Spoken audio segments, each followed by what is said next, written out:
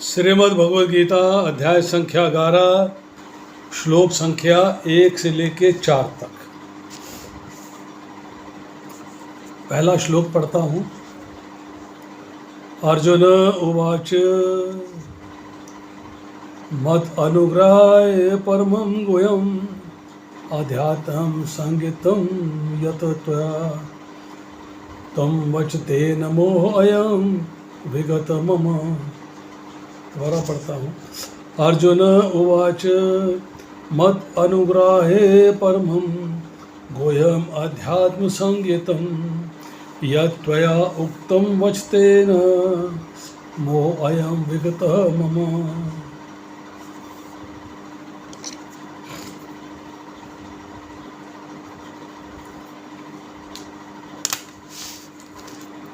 अनुवाद में लिखते हैं श्रील बहुपाल।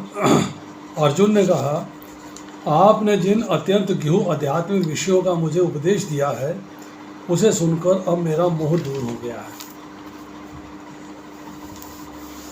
तात्पर्य पढ़ते हैं। इस अध्याय में कृष्ण को परम कारण के रूप में दिखाया गया है। यहाँ तक कि वे उन महाविष्णु के भी कारण स्वरूप हैं जिससे भौतिक ब्रह्मांडों का उद्भव होता है। कृष्ण अवतार नहीं हैं, वे समस्त अवतारों के उद्गम हैं। इसकी पूर्ण व्याख्या पिछले अध्याय में की गई है। वे महाविष्णु के भी कारण स्वरूप हैं, मतलब महाविष्णु का प्राकट्य भी भगवान कृष्ण के ही वही उद्गम है, उन्हीं से होता है। अब जहाँ तक अर्जुन की बात है, उसका कहना है कि उसका मोह दूर हो गया है, इल्यूजन हैज़ गॉन। इसका अर्थ ये हुआ कि वह कृष्ण को अपना मित्र स्वरूप सामान्य मनुष्य नहीं मानता, अपितु उन्हें प्रत्येक वस्तु का कारण मानता है। अर्जुन अत्यधिक प्रबुद्ध हो चुका है और उसे प्रसन्नता है कि उसे कृष्ण जैसा मित्र मिला है, किंतु अब ये सोचता है कि भले ही वह कृष्ण को हर एक वस्तु का कारण मान ले, किंतु दूसरे लोग नहीं मानेंगे। अर्जुन तो एक्सेप्ट कर लिया, परंतु साधारण समाज के लोग जो है कृष्ण को भगवान नहीं मानेंगे।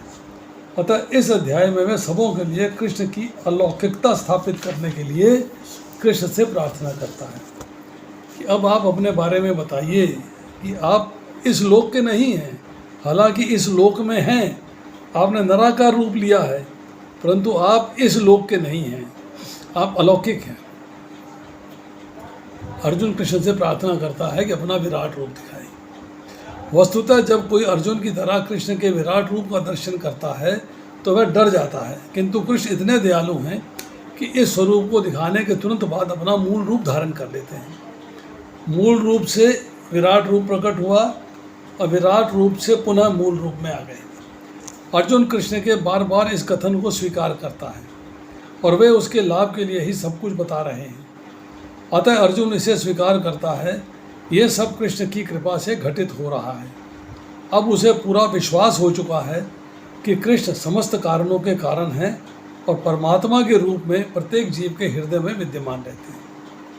अहम सर्वस्व प्रभुओ, मैं ही समस्त कारणों का कारण हूँ, सब वस्तुएं मुझसे उद्भूत होती हैं। अब सवाल ये है कि 11वें अध्याय में दिया क्या गया है, इसको जरा स्टडी करते हैं। 1 से लेके 8 श्लोक तक विराट रूप को दिखाने की अर्जुन की प्रार्थना है और भगवान द्वारा अर्जुन को दिव्य चक्षु प्रदान करना है, ट्रांसेंडेंटल आइज।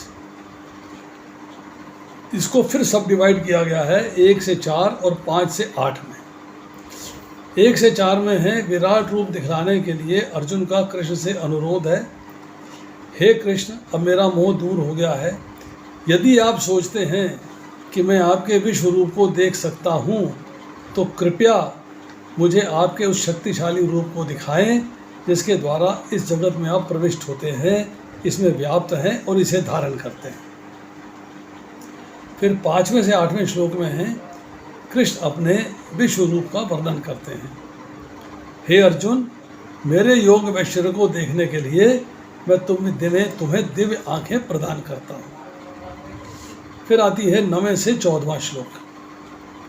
संजय द्वारा धृतराष्ट्र को विराट रूप का वर्णन, मतलब अर्जुन ने जो विराट रूप देखा जिस विराट रूप के दर्शन किए, अब संजय उसका वर्णन कर रहे हैं। इसमें फिर 2 सब डिवीज़न हैं, 9 से 12 है और 13 से 14 है। 9 से 12 में अर्जुन उस आश्चर्यमय तेजस्वी विश्व रूप में असंख्य मुख, असंख्य बाहु, असंख्य नेत्र, असंख्य हथियारों आदि के दर्शन करता है। और 13वें से 14वें श्लोक में ब्रह्मांड में स्थित प्रत्येक वस्तु को एक स्थान पर देखकर अर्जुन नतमस्तक हो जाता है, प्रणाम करता है। अब आती है श्लोक संख्या 15 से लेकर 31 तक, लंबा प्रकरण है। अर्जुन जो है विराट रूप को देखता है और उसकी स्तुति करता है, अर्थात विराट रूप के विश्व रूप के दर्शन का अनुभव है यहाँ। इसमें फिर 4 सब डिवीज़न हैं, 15 से 19, 19 से 25, 26 से 30 और 31वां श्लोक। 15 से 19 में विश्व रूप देखने पर अर्जुन का साक्षात्कार है कि इसे देख पाना कठिन है। ये सब कृष्ण की सर्वोच्चता का सूचक है। फिर 19 से लेकर 25 तक अर्जुन द्वारा काल रूप का वर्णन है। आदि, मध्य अथवा अंत से रहित, अनंत बल से युक्त, सर्वत्र विस्तारित, देवताओं द्वारा प्रार्थनीय अर्जुन भयभीत हो जाता है। फिर 26 से 30 में अर्जुन युद्ध के भविष्य के परिणाम को देखते हैं। सर्वभक्षी विश्व रूप के मुख में योद्धा प्रवेश कर रहे हैं। फिर 31वें श्लोक में अर्जुन पूछते हैं कि आप कौन हैं, आपका प्रयोजन क्या है। अब इसके बाद चर्चा आती है 32 से लेके 34 तक। अर्जुन के द्वारा भगवान के विराट रूप की स्तुति है, प्रार्थना है। कृष्ण का उत्तर है कि मैं समय हूँ, मेरा निमित्त बनो। मैं काल हूँ, परम विनाशक हूँ। मैंने पहले ही द्रोण, भीष्म, जयद्रथ, कर्ण तथा अन्य योद्धाओं का वध कर दिया है। तुम केवल मेरे निमित्त मात्र बनो। और फिर आती है चर्चा 35 से लेके और 46 तक, अर्जुन की प्रार्थनाएं।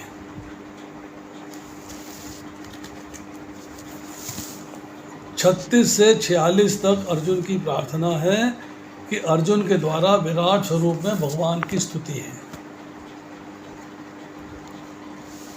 32 से लेके 35वें श्लोक में भगवान ने जब अपना अति उग्र विराट रूप दिखा दिया है और अपना परिचय दे दिया है, अब युद्ध की आज्ञा देते हैं। अब भगवान की स्तुति चल रही है। 39, 26, 36 से लेके 38वां श्लोक गुणगान, सौम्य तथा भयानक रूप का, जो कि आकर्षण तथा प्रतिकर्षण के विषय में है। 39 से 40 नमस्कार सब दिशाओं में। 41 से 44 क्षमा याचना मित्र समझकर किए गए अपराधों के लिए। और 45 से 46 तक निवेदन, सौम्य चतुर्भुजी रूप दिखाने के लिए। अब आती है 47 से 55। इसके भी 3 डिवीज़न हैं, 47 से 49, 50 से 51 और 52 से 55। 47 से 49 तक भगवान के द्वारा विराट रूप के दर्शन की दुर्लभता बताना। अर्जुन से पूर्व इस रूप को किसी ने कभी नहीं देखा था और भयभीत अर्जुन को भगवान आश्वासन दे रहे हैं। 50 से 51 तक कृष्ण अपने चतुर्भुज रूप को और बाद में द्विभुज रूप को प्रकट करते हैं। 51 से 55 तक या 52 से 55 तक निष्कर्ष है कि एकमात्र अनन्य भक्ति के द्वारा ही कृष्ण को जाना और देखा जा सकता है। अतः कृष्ण की प्राप्ति के लिए भक्ति करो। भगवान ने यहाँ पर चतुर्भुज रूप की महत्ता बताई है और उसके दर्शन का उपाय बताया। अब देखिए, हमने पहले श्लोक का परपट पढ़ा था, थोड़ा सा उसको और समझ लेते हैं। अर्जुन ने भगवान कृष्ण को original supreme personality of God head स्वीकार किया है, पर बाकी लोग तो स्वीकार नहीं करेंगे। तब वो कृष्ण से कहता है कि अपना आप स्वरूप दिखाइए। कौन सा स्वरूप देखना चाहता है वो, कौन सा स्वरूप देखना चाहता है, उसकी चर्चा हम 10वें अध्याय के 41वें और 42वें श्लोक के अनुवाद से पढ़ते हैं। जब भगवान कृष्ण कहते हैं तुम जान लो कि सारा ऐश्वर्य, सारा सौंदर्य और सारी तेजस्वी सृष्टियाँ मेरे तेज के एक स्फुलिंग मात्र से उद्भूत हैं, एक चिंगारी से। किंतु हे अर्जुन, इस सारे विशुद्ध ज्ञान की आवश्यकता क्या है? मैं तो अपने एक अंश मात्र से संपूर्ण ब्रह्मांड में व्याप्त होकर इसको धारण करता हूँ। अब वो एक अंश मात्र से संपूर्ण ब्रह्मांड में व्याप्त कैसे होते हैं और धारण कैसे करते हैं, ये प्रश्न है अर्जुन का कि आप कैसे करते हो, इसके बारे में बताइए। Tell us about that. 10वें अध्याय के 20वें से लेके 42वें श्लोक तक सब विभूतियों के आश्रय महाविष्णु पुरुषावतार जो महत्त्व की रचना करते हैं कृष्ण का अवतार हैं, और वह मेरे सामने खड़े हैं। अर्जुन मित्रतापूर्ण आनंद के सागर में डूब के प्रश्न करता है कि समस्त विश्व को कृष्ण के स्वरूप का एकांश ज्ञान हो गया। ये परम गहन विषय है, बहुत ही सीक्रेट कॉन्फिडेंशियल टॉपिक है ये। अब अर्जुन का मोह पड़ गया है, मोह में आ गया है कि भगवत ऐश्वर्य मतलब भगवान के ऐश्वर्य के विषय में जो अज्ञान था वो तो नष्ट हो गया, पर पूर्ण ज्ञान अभी नहीं मिला। मद अनुग्रहाय, अर्जुन कहता है मेरे पर कृपावश आप ये ज्ञान दे रहे हो, ये ज्ञान दिया जा रहा है। अब 10वें अध्याय के 11वें श्लोक में चर्चा आती है तदामि बुद्धि योगम तब, कि मैं तो अनाधिकारी हूँ पर आप कृपा करके मुझे अधिकारी बना रहे हो, आप बुद्धि योग दे रहे हो मेरे को जिससे मैं समझ सकूँ। अब अध्यात्म संज्ञतम 10वें अध्याय के 7वें श्लोक में चर्चा आती है कि मेरे योग और ऐश्वर्य में आश्वस्त हो जाओ कि मूल में जड़ में केवल भगवान ही है। संपूर्ण विभूतियाँ भगवान से ही प्रकट होती हैं और भगवान में ही लीन हो जाती हैं। इस तत्व को जानना, जो इस तत्व को जान लेता है वह अनन्य भक्ति में तत्पर हो जाता है। सरप्राइज है क्या?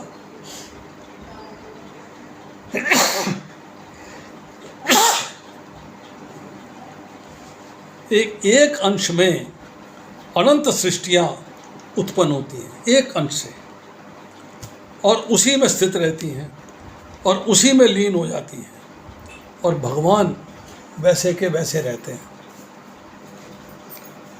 इधर आओ जरा, इधर आओ।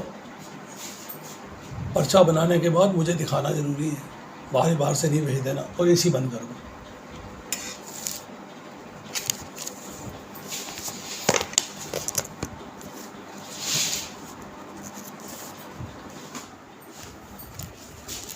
अब आती है श्लोक संख्या 2।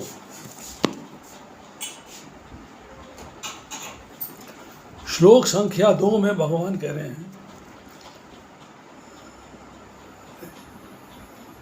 अर्जुन कह रहा है, भव अपययो हि भूतानां श्रुतो विस्तर्शः मया तत्वतः कमलपत्र क्षय महात्म्य अपि च अव्ययम्। हे कमल नयन, मैं आपसे प्रत्येक जीव की उत्पत्ति तथा लय के विषय में विस्तार से सुना है और आपकी अक्षय महिमा का अनुभव किया है। ज्ञान प्राप्त हुआ है, नॉलेज मिली है। अक्षय महिमा मतलब वो महिमा जो कभी समाप्त नहीं हो सकती, अव्ययम जो कभी समाप्त नहीं हो सकती। आपसे सब प्रकट होते हैं, आप में सब लीन हो जाते हैं, ये भी बात मैंने सुन ली। तात्पर्य में प्रभुपाद लिखते हैं, अर्जुन यहाँ पर प्रसन्नता के मारे कृष्ण को कमल नयन अर्थात कृष्ण के नेत्र कमल के फूल की पंखड़ियों जैसे दिखते हैं कहकर संबोधित करता है, क्योंकि उन्होंने किसी पिछले अध्याय में उसे विश्वास दिलाया है कि अहम कृष्णस्य जगत प्रभो प्रस्तथा, मैं संपूर्ण भौतिक जगत की उत्पत्ति तथा प्रलय का कारण हूँ। अर्जुन इसके विषय में भगवान से विस्तार रूप में सुन चुका है। अर्जुन को यह भी ज्ञात है कि समस्त उत्पत्ति और प्रलय के कारण होने के अतिरिक्त वे इन सबसे पृथक हैं, वे लिप्त नहीं होते। जैसा कि भगवान ने 9वें अध्याय में कहते हैं, वे सर्वव्यापी हैं, तो भी वे सर्वत्र स्वयं उपस्थित नहीं रहते।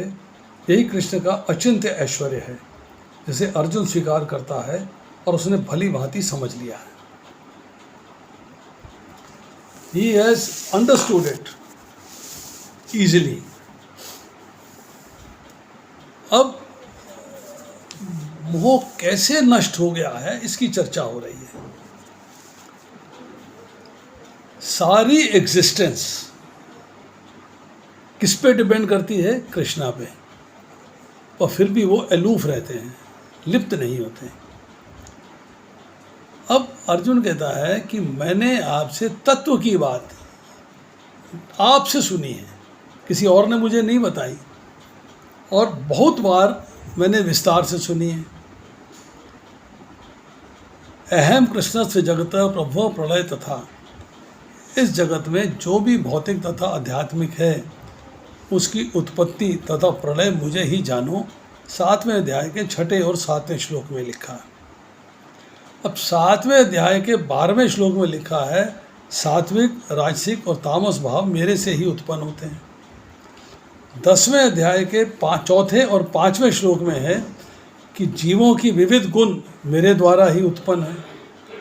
10वें अध्याय के 8वें श्लोक में लिखा है, मैं ही समस्त आध्यात्मिक तथा भौतिक जगत का कारण हूँ। 10वें अध्याय के 20वें श्लोक में लिखा है, प्राणियों का आदि मध्य और अंत मैं ही हूँ। फिर 10वें अध्याय के 32वें श्लोक में लिखा है, समस्त सृष्टियों का आदि मध्य और अंत मैं ही हूँ। फिर 9वें अध्याय के 4 श्लोक में लिखा है, संपूर्ण जगत मेरे अव्यक्त रूप द्वारा व्याप्त है, समस्त जीव मुझ में हैं परंतु मैं उनमें नहीं हूँ। फिर 7वें अध्याय के 19वें श्लोक में लिखा है, सब कुछ वासुदेव है, वासुदेवम सर्वमिति। अब अव्ययम, जैसे हमने यहाँ चर्चा करी, अक्षय, कि मुझ में कोई बदलाव नहीं आता, मेरे में कोई चेंज नहीं आता, मैं जैसा था वैसा ही रहता हूँ। भगवान अव्यय हैं, नित्य हैं, उनकी भक्ति भी नित्य है और अव्यय है। प्रेम भी अव्यय होगा, प्रेम में भी कमी नहीं आएगी। कमल पत्राक्ष, कमल के फूल की पंखड़ी की भांति लंबी, कोने अर्थात टिप का अग्रभाग, इस तरह की आंखें हैं भगवान की। अब आती है श्लोक संख्या 3। तीसरे श्लोक में भगवान कहते हैं, एवं एतत् यथा आथ तुम आत्मानं परम ईश्वर दृष्टम इच्छामि ते रूपम ऐश्वरम पुरुष उत्तम। हे पुरुषोत्तम, हे परमेश्वर, यद्यपि आपको मैं अपने समक्ष आपके द्वारा वर्णित आपके वास्तविक रूप में देख रहा हूँ, किंतु मैं ये देखने का इच्छुक हूँ कि आप इस दृश्य जगत में किस प्रकार प्रविष्ट हुए हैं। मैं आपके उसी रूप के दर्शन करना चाहता हूँ। आप किस तरह प्रविष्ट हुए हैं। अब तात्पर्य में लिखते हैं श्रील प्रभुपाद, भगवान ने ये कहा कि उन्होंने अपने साक्षात स्वरूप में ब्रह्मांड के भीतर प्रवेश किया है, साक्षात स्वरूप में, एज इट इज़। फलतः ये दृश्य जगत संभव हो सका और चल रहा है। जहाँ तक अर्जुन का संबंध है, वे कृष्ण के कथनों से प्रोत्साहित है, उत्साह में है, जोश में है। ये कृष्ण बता रहे हैं, इससे बढ़िया क्या बात हो सकती है। किंतु भविष्य में उन लोगों को विश्वास दिलाने के लिए जो कृष्ण को सामान्य पुरुष सोच सकते हैं, अर्जुन चाहता है कि वे भगवान को उनके विराट रूप में देखे, जिससे वो ब्रह्मांड के भीतर से काम करते हैं। एक तो पब्लिक के लिए, साधारण समाज के लिए वो चाहता है कि भगवान अपना विराट स्वरूप दिखाएं। यद्यपि इससे पृथक है, जो साकार स्वरूप दिखाई दे रहा है, विराट स्वरूप उससे अलग है। अर्जुन द्वारा भगवान के लिए पुरुषोत्तम संबोधन भी महत्वपूर्ण है। पुरुषोत्तम मीन्स पुरुषों में उत्तम। चूँकि वे भगवान हैं, इसलिए वे स्वयं अर्जुन के भी भीतर उपस्थित हैं। हम पढ़ चुके हैं श्वेताश्वर उपनिषद, मुंडक उपनिषद में कि हृदय रूपी घोंसले के अंदर आत्मा और परमात्मा दोनों विराजमान हैं। आत्मा और परमात्मा दोनों विराजमान हैं। अंत में वे अर्जुन की इच्छा को जानते हैं और वे ये समझते हैं कि अर्जुन को उनके विराट रूप का दर्शन करने की कोई लालसा नहीं, क्योंकि वे तो उनको साक्षात देखकर पूर्णतः संतुष्ट है, सेटिस्फाइड है। किंतु भगवान ये भी जानते हैं कि अर्जुन अन्यों को विश्वास दिलाने के लिए विराट रूप के दर्शन करना चाहता है, to make others understand. Arjun को इसकी पुष्टि के लिए कोई व्यक्तिगत इच्छा न थी। कृष्ण ये भी जानते हैं कि अर्जुन विराट रूप का दर्शन एक आदर्श स्थापित करने के लिए करना चाहता है, क्योंकि भविष्य में ऐसे अनेक धूर्त होंगे जो अपने आप को ईश्वर का अवतार कहेंगे। अतः लोगों को सावधान रहना होगा कि अगर आप ईश्वर के अवतार हो तो विराट रूप दिखाइए। जो कोई अपने को कृष्ण कहेगा, उसे अपने दावे की पुष्टि के लिए विराट रूप दिखाने के लिए सन्नद्ध रहना होगा। विराट रूप दिखाओ तो मानते हैं कि तुम जो है कृष्ण हो, भगवान हो। अब जैसे हमने अभी पढ़ा कि अर्जुन जो है देखना चाहता है कि किस तरह भगवान इस ब्रह्मांड में कंट्रोल करते हैं।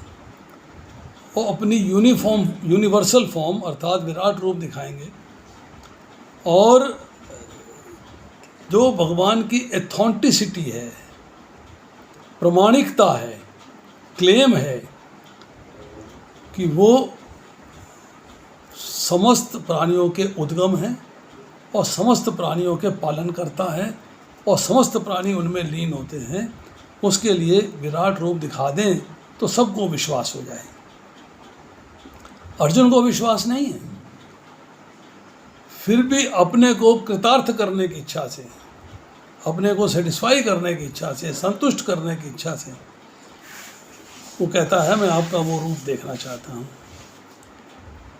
जिस एकांश मतलब एक अंश से ईश्वर रूप में आप जगत में प्रविष्ट होकर विराजते हैं, उसी रूप को मैं अपने नेत्रों से देखना चाहता हूँ। 15वें अध्याय के 18वें श्लोक में पुरुषोत्तम शब्द की चर्चा आई है कि इस जगत में तथा वेदों में मैं परम पुरुष के नाम से विख्यात हूँ। एवं एतत् यथा आत्मत्वम आत्मानम।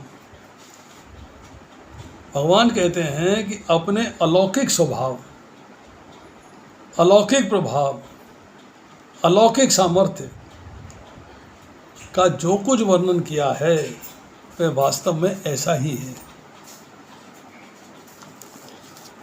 अब आप देखेंगे 7वें अध्याय के 6 से 7वें श्लोक में, 19वें श्लोक में, 7वें के 29 से 30वें श्लोक में, 8वें के 22वें में, 9वें के 4 से 5वें में, 9वें के 19वें में, 10वें के 8वें में, 10वें के 42वें में आपको सारी चर्चाएं डिटेल में मिल जाएंगी। 7वें के 29 और 30वें में कहते हैं ब्रह्म, अध्यात्म, कर्म, अधिभूत, अधिदैव, अधियज्ञ मैं ही हूँ। भगवान फिर अपने बारे में बता रहे हैं। 8वें के 22वें में कहते हैं कि उनमें सब कुछ स्थित है, और 9वें के 19वें में कहते हैं आत्मा तथा पदार्थ मतलब सत्य और असत्य दोनों मुझसे ही हैं और मुझ में ही हैं।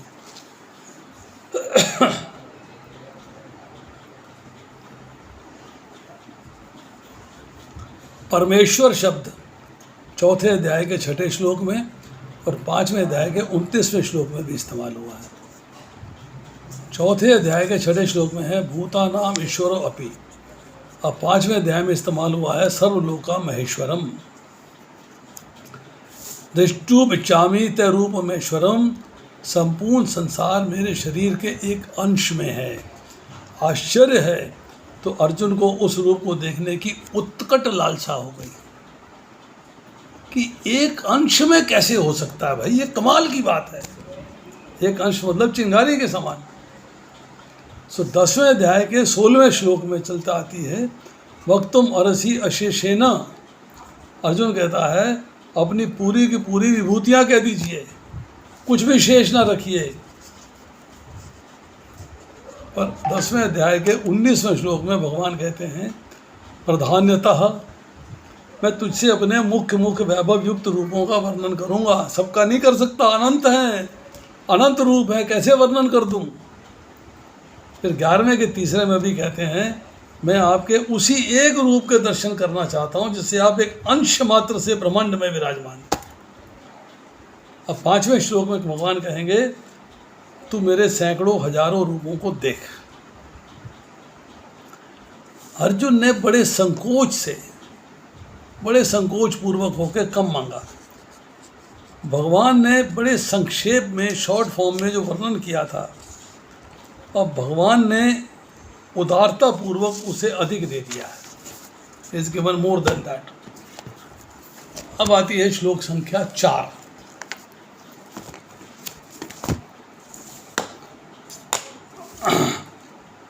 मन्यसे यदि ततः शक्यं मया दृष्टुम इति प्रभो योगीश्वर ततः मे त्वं दर्शय आत्मनम अव्ययम।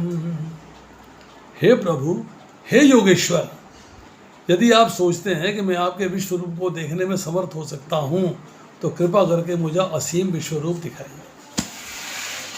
फिर अर्जुन जो है वो प्रश्न, मतलब उनसे जो है वो परमिशन मांग रहा है कि क्या मैं विश्व रूप को देखने में समर्थ हो सकता हूँ। परमिशन मांगी जा रही है। तात्पर्य में शिल प्रभुपाद लिखते हैं, ऐसा कहा जाता है कि भौतिक इंद्रियों द्वारा ना तो परमेश्वर कृष्ण को कोई देख सकता है, ना सुन सकता है और ना ही अनुभव कर सकता है। किंतु यदि कोई प्रारंभ से भगवान की दिव्य प्रेमा भक्ति में लगा रहे तो वह भगवान का साक्षात करने में समर्थ हो सकता है। प्रत्येक जीव आध्यात्मिक स्फुलिंग मात्र है, अतः परमेश्वर को जान पाना, देख पाना संभव नहीं है। कब देख पाते हैं? भगवान की दिव्य प्रेमा भक्ति में। भक्त रूप में अर्जुन को अपनी चिंतन शक्ति पर भरोसा नहीं। वह जीवात्मा होने के कारण अपनी सीमाओं को और कृष्ण की अकल्पनीय स्थिति को स्वीकार करता है। अर्जुन समझ चुका था कि एक क्षुद्र जीव के लिए असीम अनंत को समझ पाना संभव नहीं है। अतः अनंत स्वयं प्रकट हो जाए तो अनंत की कृपा से ही उसकी प्रकृति को समझा जा सकता है। यहाँ पर योगेश्वर शब्द अत्यंत सार्थक है, क्योंकि भगवान के पास अचिंत्य शक्ति है। यदि वे चाहें तो असीम होकर भी अपने आप को प्रकट कर सकते हैं। अतः अर्जुन कृष्ण की अकल्पनीय कृपा की याचना करता है। वह कृष्ण को आदेश नहीं देता। जब तक कोई उनकी शरण में नहीं जाता, भक्ति नहीं करता, कृष्ण अपने को प्रकट करने के लिए बाध्य नहीं है। अतः जिन्हें अपनी चिंतन शक्ति, मनोधर्म पे भरोसा है, वे कृष्ण के दर्शन नहीं कर सकते। अब यहाँ समझने वाली बात क्या है कि भगवान के दर्शन भगवान की कृपा से ही हो सकते हैं। अर्जुन कहता है, मेरी योग्यता न रहने पर भी आपकी योग ईश्वरता मुझे उसका दर्शन करवाने में समर्थ है।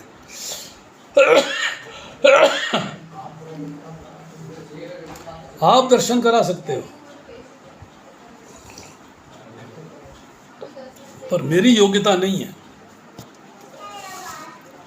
अर्जुन जो है भगवान से अप्रूवल लेता है उस पावर को देखने के लिए। If you think, if you know, if you desire that I am qualified to see, then show me. If I am not qualified, then your shakti will make me qualified. अगर मैं qualified नहीं हूँ तो आप अपनी शक्ति से मुझे क्वालिफाइड बना देंगे। भगवान सर्वसमर्थ हैं, सबकी उत्पत्ति, सबकी स्थिति और सब प्रलय करने वाले हैं। योगेश्वर सब प्रकार के योगों के स्वामी। अपनी अलौकिक योग शक्ति से वह विराट स्वरूप दिखा दीजिएगा। दर्शे आत्मा नाम अव्ययम, आपका स्वरूप तो अविनाशी है, जिससे अनंत सृष्टियाँ उत्पन्न होती हैं, उसी में स्थित रहती हैं, उसमें ही लीन हो जाती हैं, अतः ऐसे अविनाशी स्वरूप को दिखलाइए। तो यहाँ पर जो है अभी बिगनिंग हुई है, अर्जुन ने प्रश्न किए हैं दिखलाने के लिए। अब 5वें श्लोक से भगवान कहते हैं, श्री भगवान उवाच, तो इसकी चर्चा करेंगे नेक्स्ट टाइम। आज इतना ही, शेष फिर अभी मैं आपको अनम्यूट कर देता हूँ क्विकली, अगर किसी का कोई प्रश्न है तो कर सकता है, करिए।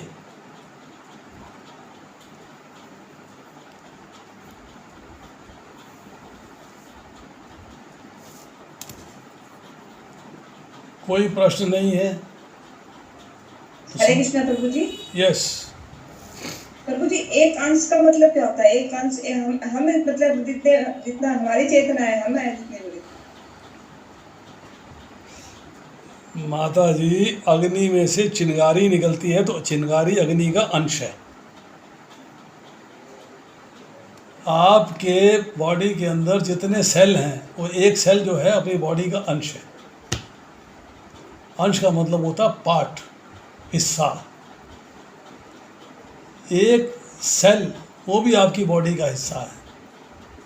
नाखून आपकी बॉडी का अंश है, बाल आपकी बॉडी का अंश है, नाक आपकी बॉडी का अंश है। तो भगवान कहते हैं किस अंश मात्र के? चिंगारी, स्फुलिंग। स्फुलिंग मीन्स चिंगारी मात्र से। जैसे कि अग्नि में से चिंगारी निकलती है, ऐसे उस छोटे से अंश की बात होती है।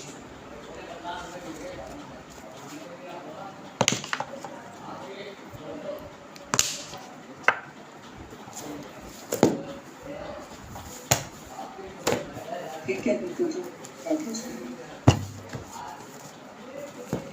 चलिए समाप्त करें। Recordings